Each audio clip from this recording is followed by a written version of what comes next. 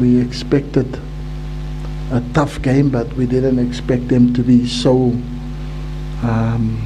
movement of the ball, really good the way they moved. But so first I'd like to also congratulate Madagascar for the passage to the semi-final.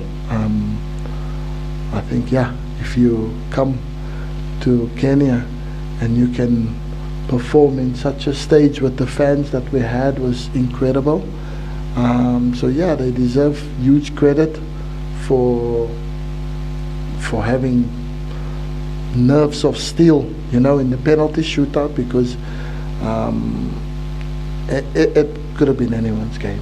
You know, it was fairly open, and just disappointed we didn't take the chances we had. A soft free kick for the second goal that we scored.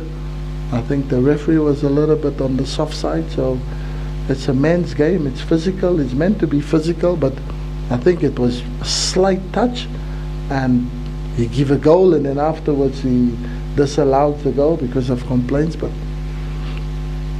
anyway, when you miss your chances like that, then at the end of the day you have 3 points. So yeah, but listen, the fans have been incredible. They've been with us, and I think they've pushed us on really, really much. And I think Kenyan football is on the up.